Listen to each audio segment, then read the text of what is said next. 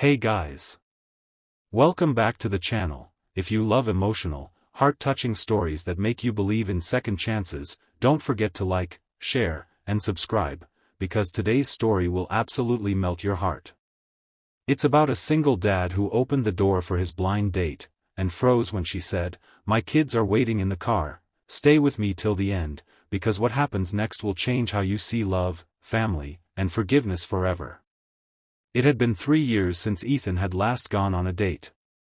3 years since he'd buried his wife, and with her, every thought of romance, laughter, and trust. His world had shrunk to one little girl, Lily, 5 years old, with her mother's smile and a way of asking questions that made Ethan's chest ache with both joy and sadness. His friends had pushed him for months. "Ethan, man, you need to move on. You can't live in the past forever," his coworker Jake had said. But Ethan didn't want to move on. He wanted the life he had back, the smell of pancakes on Sunday mornings, the laughter echoing from the kitchen, the sound of his wife humming while folding laundry. But that life was gone, and all that was left was routine. Work. School. Bedtime stories. Repeat. Until tonight. He stood in front of the mirror, adjusting the collar of his blue shirt. Lily sat on the bed, kicking her tiny legs. "Daddy, are you nervous?" He smiled faintly. "A little." "You look handsome," she said, beaming. "Mommy would be proud." That hit harder than she knew. He knelt, brushing a strand of hair from her face. "Thanks, sweetheart. You be good for Grandma, okay?" She nodded. "You can tell me if you like her." He chuckled softly. "We'll see." Outside, the night air was cool, the streets quiet. He drove to the little Italian restaurant his friend had suggested. Her name was Clara. They'd met through a single parents group online, nothing romantic at first, just messages about kids, exhaustion, and survival. But something about her words had felt real. When Ethan reached the restaurant, he took a deep breath and texted her. "Here." Her reply came quickly. "Perfect. I'm right outside." He turned toward the door just as someone knocked. He opened it. And froze. Standing there was a woman in her mid-30s, nervous smile, soft brown eyes, and a worn denim jacket. But it wasn't her face that stunned him. It was her words. "Hi," she said gently. "I'm Clara. My kids are waiting in the car." Ethan blinked, his brain trying to catch up. "Your kids?" She nodded quickly, embarrassed. I know that's not exactly how dates usually go.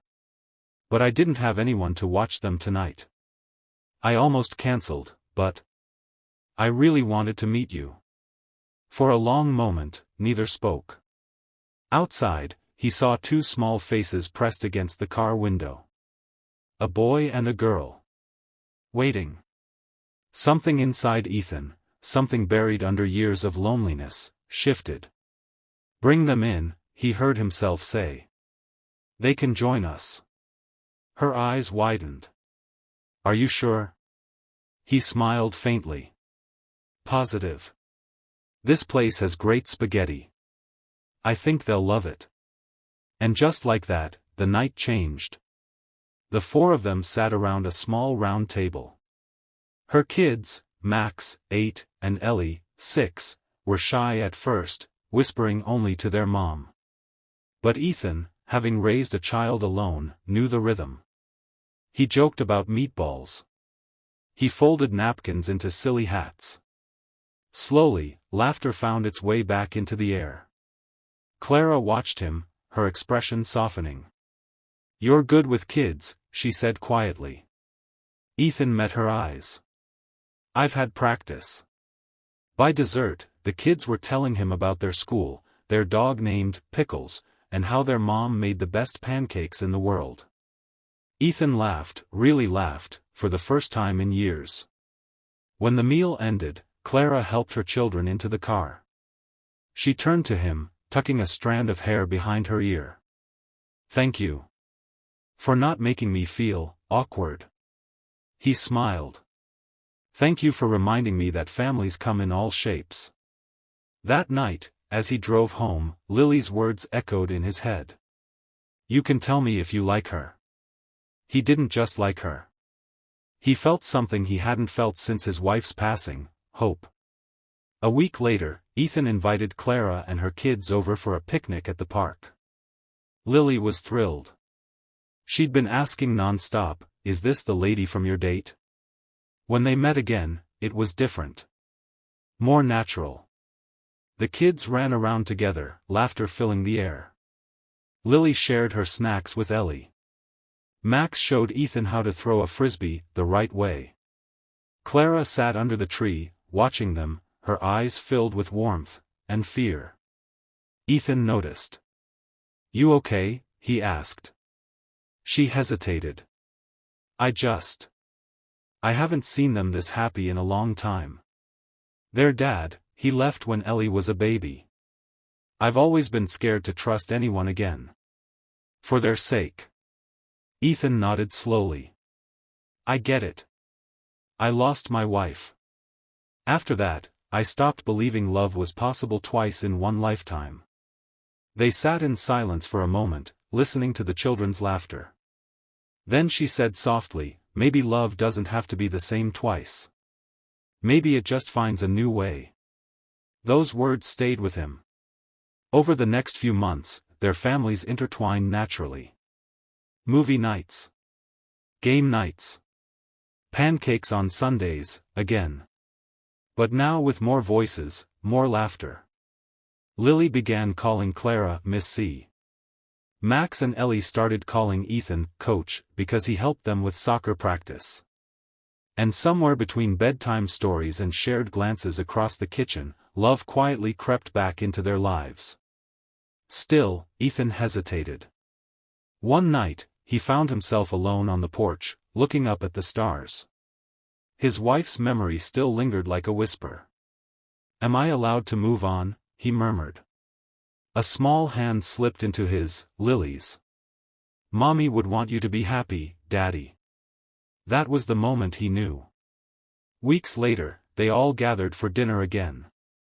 Clara came in with her kids, the house glowing with the smell of spaghetti. The same meal that had started it all. Halfway through dinner, Ethan stood, his heart pounding. Hey, he said softly. Can I say something? Everyone looked at him.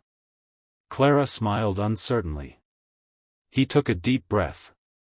The night you said your kids were waiting in the car, I thought it was going to be awkward. But that night, it gave me my life back. You and your kids gave us laughter again.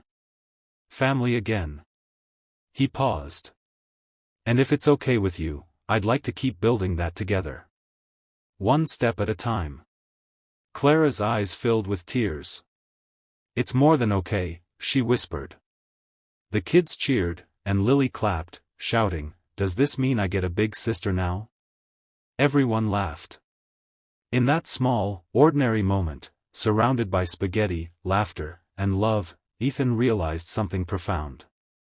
Sometimes, life doesn't give you what you planned. It gives you what you need.